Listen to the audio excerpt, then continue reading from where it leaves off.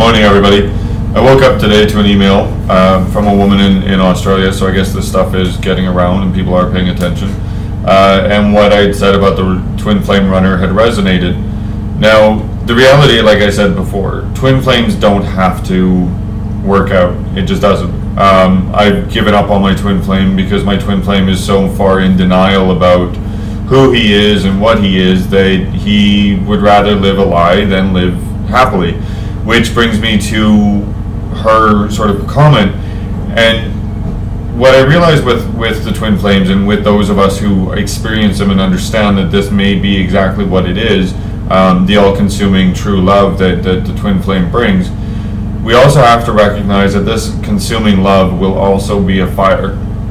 It will burn us, it will purify us, and it will cleanse us, because what the twin flame dynamic brings out is the shadow, the wounds. There's a lot of talk about wounds. In humanity and in the New Age modern movement, we're trying desperately so hard to ignore the negative. Jazz hands. We're trying to avoid the negative, and the problem with avoiding the negative is you can't avoid it because it just gets worse.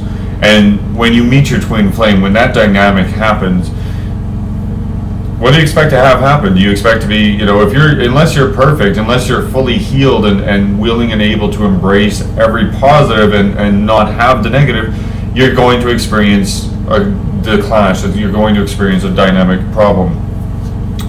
With one of the things that I went through with my twin flame was communication. And when we're talking about shadow and we're talking about how this consumes, I used to ask him for 15 minutes a week, because after all of our fighting, after everything, I figured the least we could do was communicate for 15 minutes a week, make it so that I would have what I needed, which was communication. I didn't at that point know why I needed it so badly. And he would have, at least a little bit more dynamic of our friendship, and we could grow and we could make it work. But he refused to do that because his belief system was, if I'm in Edmonton and he's in Vancouver, I should basically go on a shelf and stay there until he wants to make this work, until he's ready for me to be a part of, his reality again. Fine, great, but it didn't work for me because I had a shadow situation going on, and I needed to communicate, and I didn't know why I needed to communicate. And I found out this summer that my first partner, we communicated a lot. We communicated enough that this set the stage and the dynamic for my future, experiences.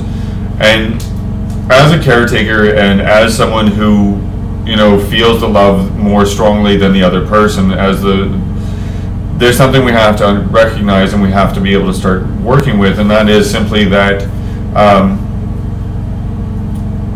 the shadow is going to come out. They're going to run. We're going to be left holding the bag, and that's fine, because when they run, it gives us me time. It gives us the ability to go, okay, you know what? I've been the caretaker. I've been sacrificing myself and my time and my emotional well-being for everyone else, because that's what I want to do. I want to take care of people, because if I take care of people, then if I'm giving, I'm getting, and da-da-da-da-da, which isn't actually true. Because if you're giving and you're getting, then it has to be healthy. And if you hit the dynamic of the twin flame and suddenly they're running and you're going, oh, what's wrong with me? Well, it's because you're not healthy. It's because, and it's not that you're unhealthy in the sense of you need a ton of therapy or you belong in a nut house. You're unhealthy in the fact that you're wounded and your wounds have shown their true face, and so now you have a time to heal. So when the person runs, you get to work on healing. My dynamic with my twin, I kept healing because that's me, that's who I am. I do Reiki every day, I meditate, I'm always looking at how do I find happiness, and so I have to always be looking at what's making me unhappy, why is it making me unhappy, is there a root problem, or is this something just simply but it always goes back to what are my beliefs, and are my beliefs being positively effective or negatively effective. That's what the twin flame taught me. Is self-introspection. So when you're dealing with the twin flame runner, count it as a blessing, because it's time that you get to spend with you. You get to say, okay, why did I react this way? What's the root cause? And get into the self and get into the shadow and saying, and not so much the self, but the shadow, and go, you know what? I don't like being this person anymore, so I don't want to be this person. So let's look at why I reacted that way. What is the belief system, and where did it come from? And the more you start looking at your beliefs, and the more you start looking at what you're doing and how you're reacting and the why, the faster you get to vibrate at a higher speed. And therefore you become happier because you no longer are addicted to the drama. And that's the thing with the twin flames that a lot of people don't understand, is that, yeah, love is wonderful, but love can be aggressive, love can be war, and it can be, roses.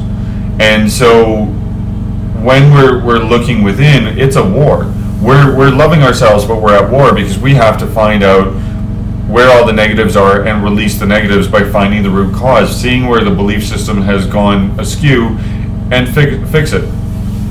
A quick little story. In the time where I was trying to get the twin flame to spend 15 minutes of time talking to me and just set up the connection, I was doing a Reiki self-treatment, and I was asking myself, I'm like, if this is the person I'm in love with, why am I fighting with them? Like, technically, logically, mentally, this should be a lot simpler. Why is this complicated? What am I doing wrong?